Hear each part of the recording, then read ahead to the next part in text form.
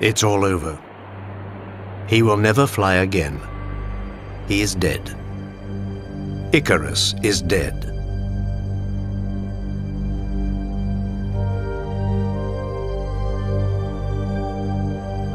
And yet, Dedalus, his father, had warned him.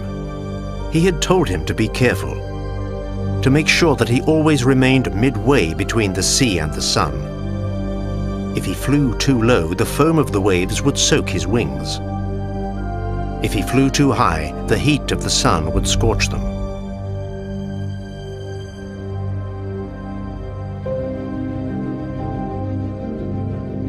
But Icarus did not heed his father's warning.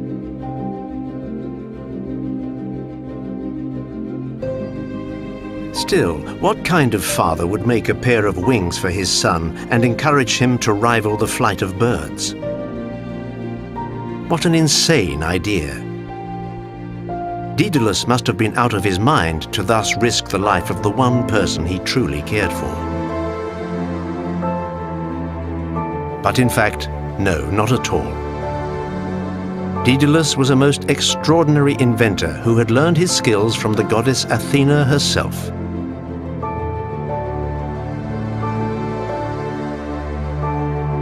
He was also a brilliant architect, a gifted artist, a sculptor who mastered his art to such perfection that, it was said, his statues had to be chained so that they would not run away.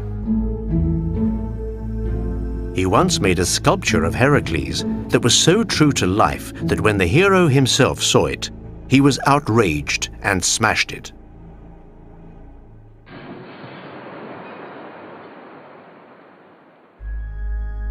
But Dedalus had one fault. He was jealous. He could not bear the thought of anyone being more talented than he was. One morning, however, his nephew, Talus, invented the saw. Inspired by a fishbone, the young apprentice had copied it by carving out a series of notches in a piece of iron. The citizens of Athens were impressed by this invention. Dedalus, on the other hand, flew into an uncontrollable rage.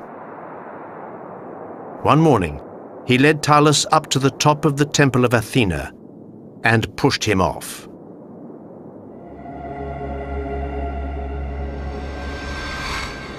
Then he hurried back down to the base of the Acropolis and put Talus's body into a bag. He was planning to bury his nephew in secret. But his despicable crime was soon discovered. Dedalus was arrested and tried. In the end, because his many inventions had rendered a great service to humanity, the Athenians decided not to send him to prison, but to banish him from the city. And that is how Dedalus and his son Icarus came to live in Crete, in the court of its powerful king Minos. But that does not explain why Dedalus sent his son flying up into the sky, and thus risked seeing him come crashing down. It all began a long, long time ago.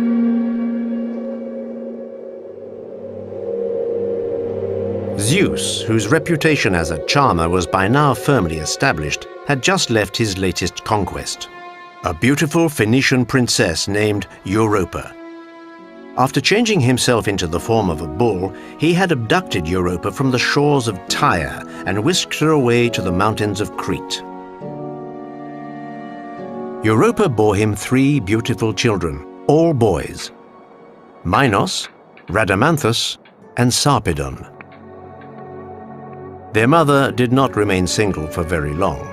There were many contenders. They all considered it a great honor to woo the woman who had been the lover of the master of Olympus. It was Asterius, the prince who reigned over Crete, who won her hand. Asterius married Europa and adopted her children, who then became his heirs. Many years went by. Then one day, in winter, Asterius died. The funeral was barely over before one of his 3 adopted sons, Minos, came forth and asserted his right to the crown. The two other brothers, however, did not agree. In order to support his claim to the throne, Minos maintained that the gods had given the kingdom to him, and as evidence, he declared that they would grant him anything he desired to ask of them. His brothers were, to say the least, rather skeptical. They dared him to prove it. Minos took up the challenge. After dedicating a temple to Poseidon, he begged the god of the sea to send a bull out of the waves, which he would then offer as a sacrifice. And then the impossible happened. As Rhadamanthus and Sarpedon and the entire congregation looked on, a magnificent bull with a dazzling white coat emerged from the sea. Never in living memory had anyone ever seen such a marvelous creature. Minos himself was struck with awe. He probably had not expected to see his wish granted in such an extraordinary way. It was such a wondrous act that his brothers had to give in. Minos became king of Crete.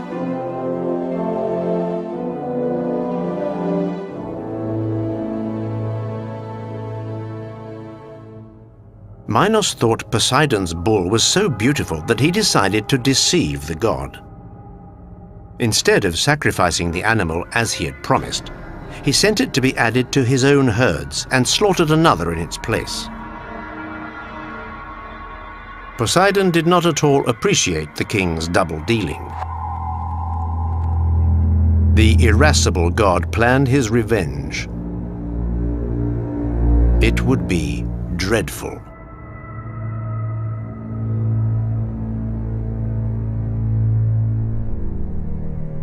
A king without a queen is not quite a king. Once he had been crowned, Minos took as his wife a young woman named Pasiphae, which means she who shines for all. Pasiphae was the daughter of the sun god Helios and the nymph Crete. She was said to be immortal. And she was also said to be a magician, because she was able to kill any woman who tried to take her husband away from her. Anyone who slept with him would be covered with scorpions and serpents that were discharged from his body. 3 children were born of this royal union: 2 daughters, Ariadne and Phaedra, and a son, Androgeos. The royal couple were happy together. But unbeknownst to them, the offended Poseidon had concocted a diabolical scheme.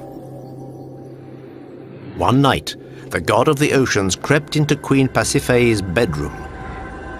He circled around her bed, whispering words that no one could understand, and then left.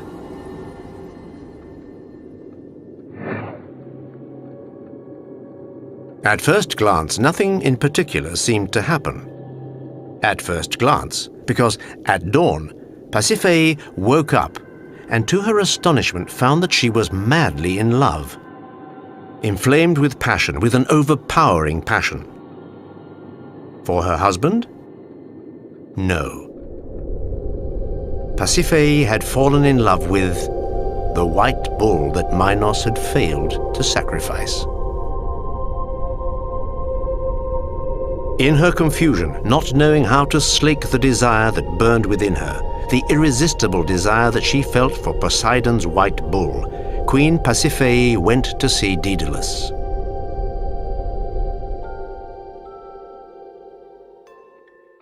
After he was banished from Athens, the renowned inventor had taken up residence in the royal court, where he enchanted Minos and his family with the animated wooden dolls and many other wonders he made for them.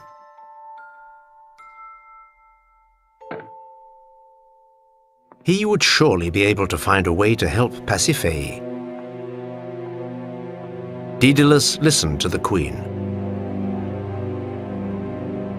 What she was seeking defied his imagination. She was seeking to satisfy her desire for the white bull. Dedalus hesitated. Such a union between a woman and an animal seemed repulsive to him. He wanted to refuse, but Pasiphae threatened to have him and his son Icarus put to death if he did not obey her immediately. Dedalus had no choice. He had an idea. He built a wooden cow, covered it with a thick cowhide, and then mounted it on wheels which were concealed in its hooves. After pushing it into the meadow where Poseidon's bull was grazing, he showed Pasiphae how to get inside and how to open the little folded doors in the back of the cow. Then he quietly withdrew, preferring not to witness what would happen next.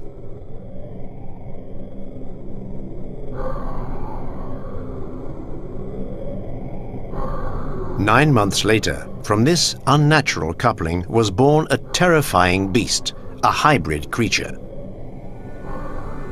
It had a man's body with mighty shoulders and a broad chest, together with a bull's head. The Cretans called it the Minotaur, which means the bull of Minos.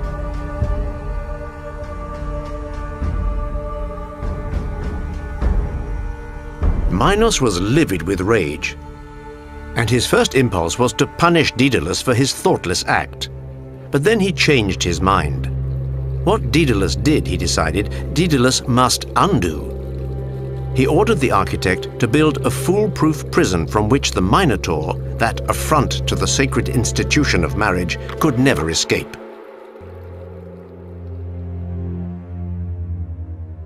Dedalus immediately went to work. Assisted by his young son Icarus, he began constructing the most extraordinary architectural structure, a labyrinth.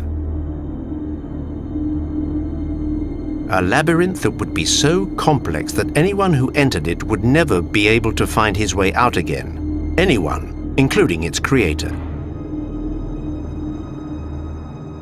It was in this open-air fortress that Minos had the Minotaur imprisoned.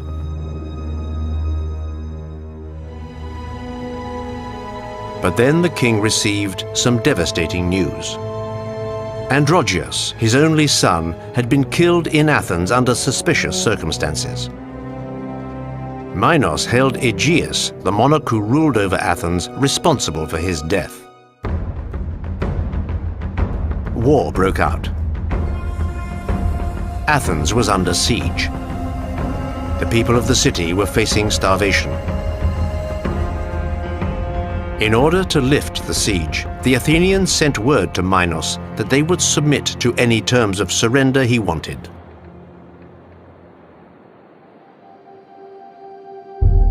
Minos did not think for very long. He demanded a payment of 7 boys and 7 girls to be sent to Crete every year so that he might offer them to the Minotaur. The Athenians had no choice. They had been defeated. For many years they sent over the terrible tribute demanded by Minos.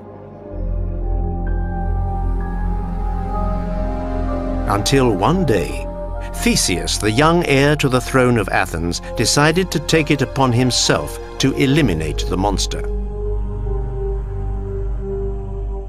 Even though his father tried to dissuade him, Theseus joined the group of future victims and left for Crete. He was determined to slay the Minotaur. When he arrived in Crete, Theseus was taken to the palace of King Minos. His daughter, the princess Ariadne, saw him and immediately fell in love with him. She did not want the handsome young man to be devoured by the Minotaur or lost in the labyrinth. Ariadne confided her thoughts to the only man who could help her, Dedalus.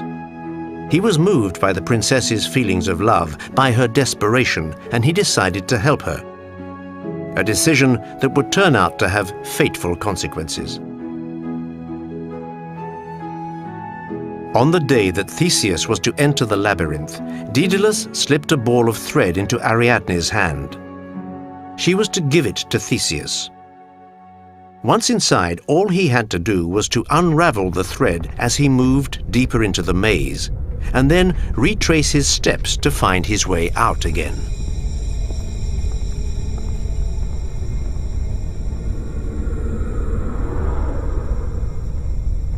Everything went exactly as planned.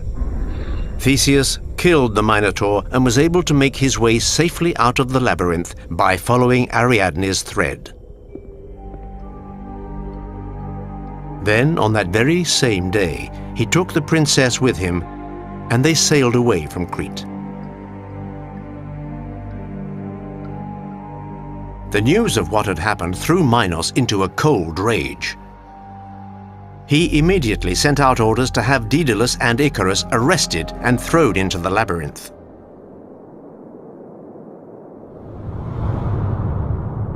So there they were, Dedalus and Icarus, imprisoned in the very structure they themselves had created.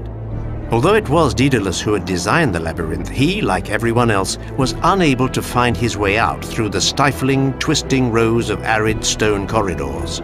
He just kept going round and round in circles. Finally, he had to admit defeat. He and his son were trapped in the bowels of his own maze.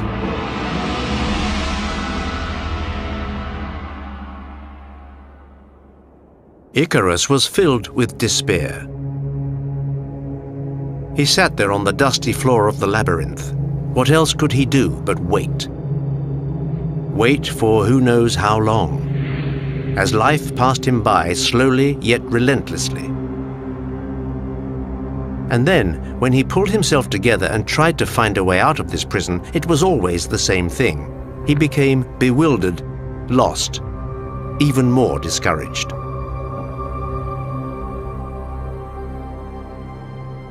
And so Icarus sat back down and gazed at the sky.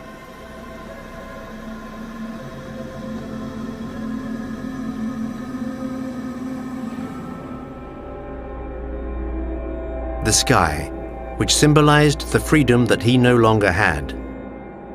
Icarus brooded despondently. Dedalus, in the meantime, was busy thinking.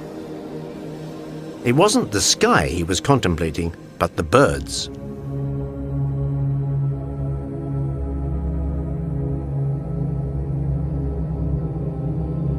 Up in the air above his head, they circled, they drifted. They soared, rising higher, vanishing into the clouds. They pursued each other in an aerial ballet full of lightness and elegance, and then came down to perch gently on top of the high walls of the labyrinth.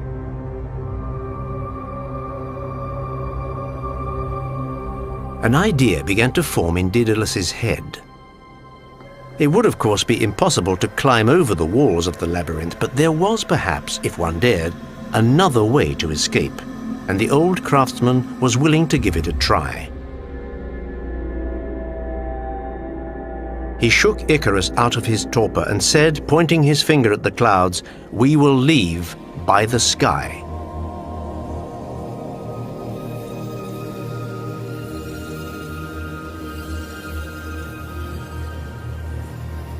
Icarus was dumbfounded. But knowing how clever and creative his father was, he did not ask any questions. He had faith in him. Right away, Dedalus told him to gather all of the bird feathers he could find. And they both set off to accomplish this long and laborious task. The two prisoners then took the feathers and laid them side by side, lining them up meticulously one by one from the smallest to the largest in size, so that their tips seemed to rise in a slope. When they'd finished arranging the feathers, Dedalus tied them together using flaxen threads torn from his tunic. Then, after binding them with wax, he gave the whole structure a slight curve in order to imitate the wings of a real bird. Icarus did the same thing, little knowing that he was making the instrument that would be the cause of his downfall.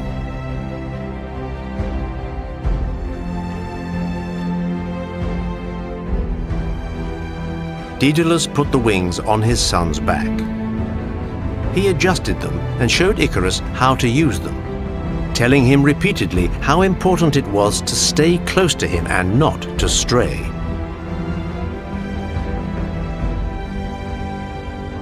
Father and son were now ready. With Dedalus in front, they took off.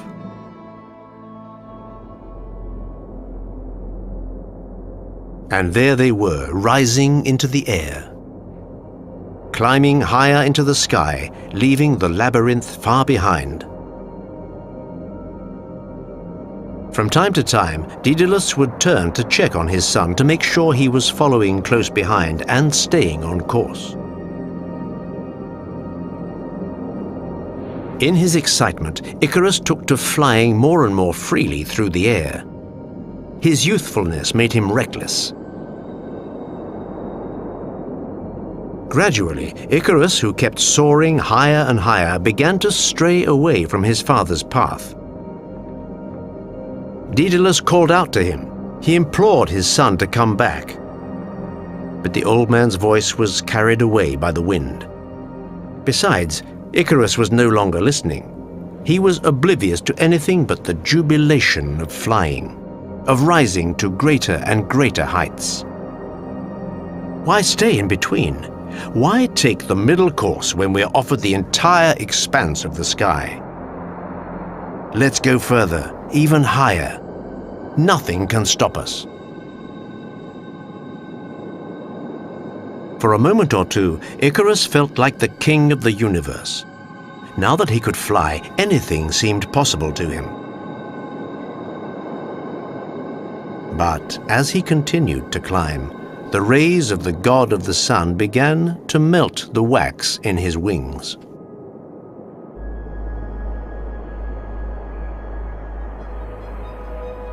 All of a sudden, his flapping arms were no longer sustained by the wind. Icarus looked down at the sea far below. His heart skipped a beat. All of the wax had melted. His wings had fallen off. Icarus began to panic. He moved his arms, which were now bare. Nothing happened. He was falling. He wanted to cry out to his father, to call for help. Too late. The body hit the surface of the sea and was swallowed up by its emerald waters, leaving only a few forlorn feathers bobbing on the waves. That sea now bears the name of Daedalus's unfortunate son. It is called the Icarian Sea.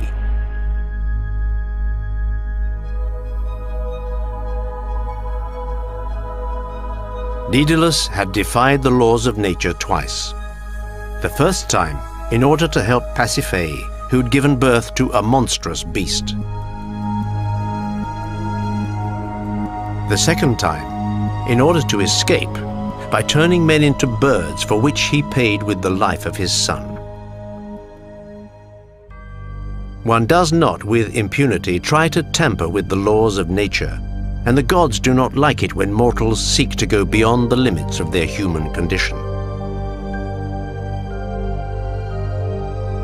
That is what old Dedalus came to understand when, crippled by grief, he landed on a small, arid island far from Crete, which he renamed Icaria in honor of his lost son.